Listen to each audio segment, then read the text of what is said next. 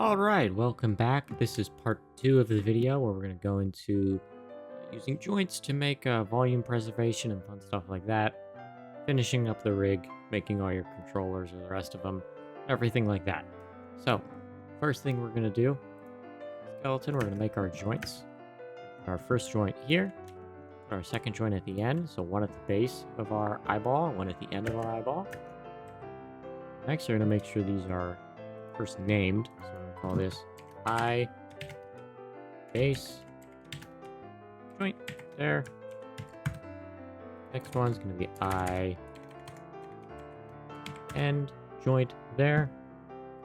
Now, next thing we're going to do, these have to be oriented. So let's see, this one's oriented like that. This one is oriented a different way. We just don't want that, so we're going to go into our joint orient, make sure they are the same. You can see by the gnomon here. Good. And good. Awesome. Okay, now we're going to make controllers for it. Make 2 controllers. Scale them how you want.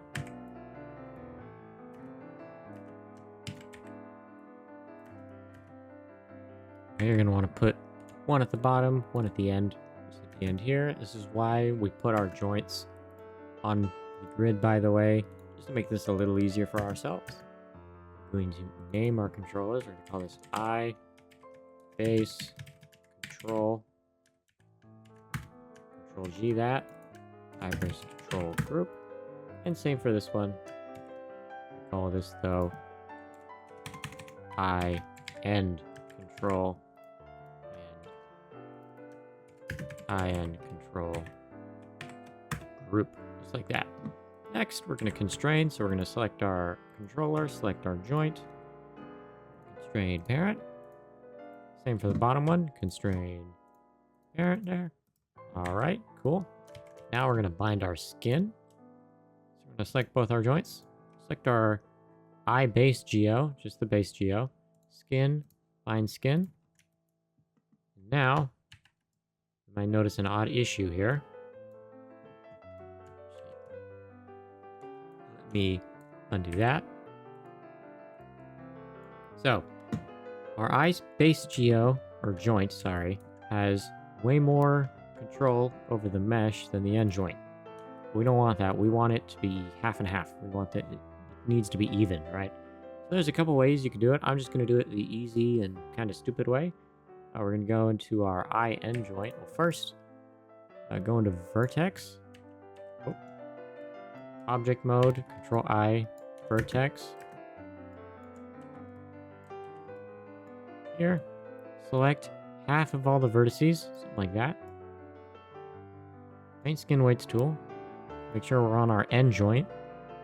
Place with a value 1. We're just going to flood it. And what that'll do is now they're even, right? We're not done yet. Now we're just going to smooth it a lot. So we're just going to get off the vertices, vertex. Oh, nope. Paint skin weights tool. We're just going to smooth it like 20, 30, 40 times. Just going to want a really nice gradient between the two. I'm going to cut here until I get a shape that I generally like. I'll be right back. We are back. Welcome back. All right. Just wanted to make sure this is good. Nice shape. I generally like that shape. Make sure these are frozen though. Thankfully, you can just modify freeze there. Make sure the bottom one's too. Modify freeze there. Press Ctrl G to do that. And I like that shape. I think that's good. So now we can move on to volume preservation. So Windows, Animation Editor, Node Editor. So open here. Make a new graph input there. We're going to need our 2 joints and our controller. We're going to drag them in here. Sorry. Where we're going to do this? Open the eye control. Open the eye base control. Open the eye end control. Okay. Things can get a little complicated here, but not too bad at all. We're going to need a multiply divide node. We're going to need a plus minus average node. I'll be right back. I just got to check one thing.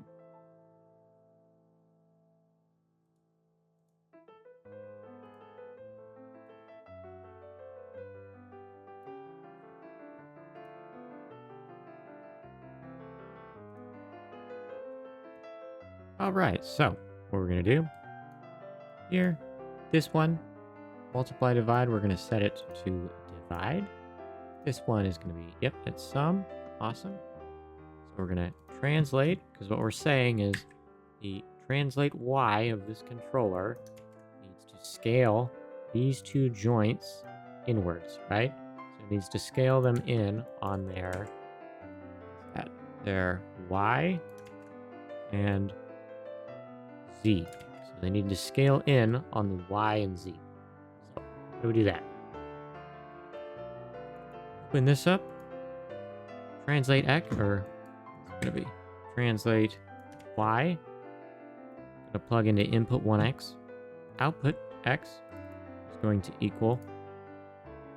This is weird. We're going to plug it in there. And there we go. That should work. Well, first, we need to plug it into input 1d1. And then we can put it back. It's a little stupid, but bear with me. So now that we have that, we're going to... Sorry, I've been sick recently. I'm going to plug that in there. We're going to plug this output 1D into our scale of our y and z. So output 1D, scale y. Now this looks a little weird. We're going to fix it. Scale y, scale z. And then in here, same thing. Oh, open this. Oh, not translate. Scale y. Oh. Scale y. And scale z. Now you shouldn't see anything. That's expected for right now. What we're going to do is we are going to add in everything we need. So first we're just going to add 1 so you can actually see it. Now let's see where we are with it. Now it's doing the right thing in the wrong way. So now it is preserving volume, just wrong. So we need to reverse this. So what we're going to do, go into your multiply divide node. We're going to divide it by -1 there. Now let's see what happens. And there we go, right? Now we have volume preservation, but, you know, it's squishing, it's stretching and squashing pretty quickly. So if we want to slow that down a little bit, we can just change this. We can just divide it. Let's say try -4. See what that does. There we go. I like that a lot better. Now we're getting a nice stretch, nice squash, nice shapes. Awesome. And there we go. So to reiterate how we did that, we take our end control, we plug in translate y into input 1x of a multiply divide node. Then we take the output x of that multiply divide node, we put it into the 1d0 in this first node right here. Right? You want to make sure you have multiple things in your plus minus average so that when you click in here, this thing in here, you can put something in there, right? If you don't have these last two, you won't be able to plug anything. There won't be a second node up here on the right, if you see here. Make sure that's there. You get that by just plugging your output x of your multiply divide, just plug it in there and then rip it out, plug it back in, and you'll see this. This should pop up. And then take the output 1D of your plus minus average node, put it into the scales that you want to stretch, right? And then make sure your multiply divide is dividing by -4. And your plus minus average is just adding. There we go. That should work. Cool. So that is most of it. At this point, you can now start to get shapes, right? You can get fun shapes. We just add a little bit more just because we want to be a little extra. We can just add some scale stuff, and just general controls, just to keep things nice and organized.